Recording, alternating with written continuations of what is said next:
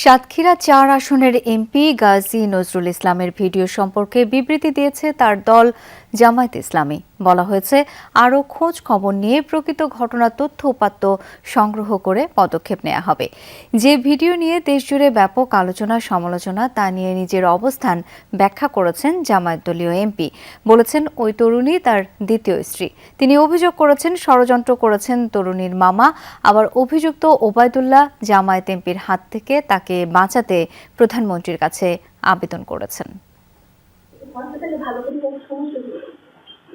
প্রশ্ন উঠেছিল, সামাজিক যোগাযোগ মাধ্যমে ভাইরাল ভিডিওটি এআই বা আর্টিফিশিয়াল ইন্টেলিজেন্স দিয়ে বানানো কিনা। মঙ্গলবার এক এক দফায় এক একজনের ভিডিও বার্তা এবং ফ্যাক্ট চেকিংয়ে নিশ্চিত হয় এটি এআই নয়, ধারণ করা ভিডিও।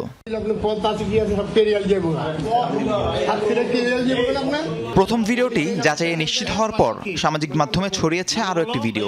সেখানে এমপি গাজী নজরুলের সঙ্গে ওই নারীকে জিজ্ঞাসাবাদ করতে দেখা যায় কয়েকজন ব্যক্তিকে।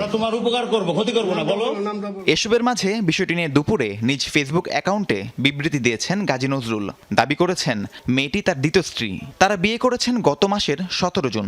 তার ভাষ্য, দ্বিতীয় স্ত্রীর বাবার সঙ্গে ওবায়দুরের পূর্ব শত্রুতা ও পারিবারিক বিরোধ ছিল। সে কারণে ওবায়দুর ষড়যন্ত্র করে তাদের ব্যক্তিগত ভিডিও ছড়িয়েছেন। তার বক্তব্যের সপক্ষে লিখিত বক্তব্য পড়ে সামাজিক মাধ্যমে ছেড়েছেন তার প্রথম স্ত্রী সহ ৩ জন। আমি মাকসুদা ইসলাম, আমার স্বামী গাজী নজরুল ইসলাম, শহীদ মরিয়মের সাথে বিবাহ হয়েছে।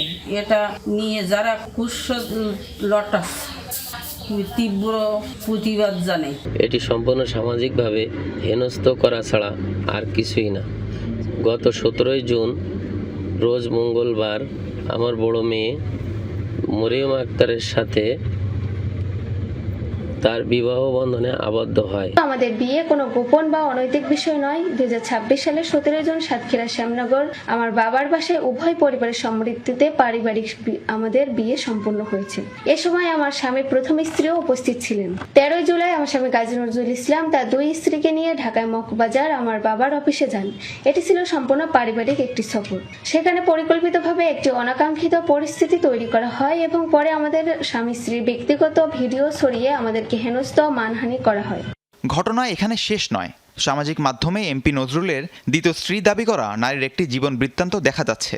ওই সিভির উপর জোর সুপারিশ করেছেন এমপি নজরুল, যেখানে ওই তরুণীর বৈবাহিক অবস্থা অবিবাহিত। তারিখ দেখানো হয়েছে ২২ জুন। ১৭ জুন বিয়ে করার দাবি করলেও কেন ২২ জুন সুপারিশ করা জীবন বৃত্তান্তে ওই নারীর স্ট্যাটাস অবিবাহিত তা খোলাসা হয়নি। এমপি নজরুল যার বিরুদ্ধে ষড়যন্ত্রের অভিযোগ করেছেন, সেই ওবায়দুর জীবনের নিরাপত্তা চেয়ে চিঠি লিখেছেন প্রধানমন্ত্রীর কাছে। ২০ জুলাই লেখা চিঠিতে গাজী নজরুল ইসলামের বিরুদ্ধে দুর্নীতির পাশাপাশি নারী ঘটিত আরও অপকর্মের অভিযোগ করা হয়েছে। বিকেলে এ বিষয়ে বিবৃতি দিয়েছে জামায়াত ইসলামী। তারা জানিয়েছে, প্রকৃত ঘটনার তথ্য উপাত্ত সংগ্রহ করে সাংগঠনিক নিয়ম অনুযায়ী পদক্ষেপ নেওয়া হবে। রাহিম সারোয়ার, যমুনা নিউজ।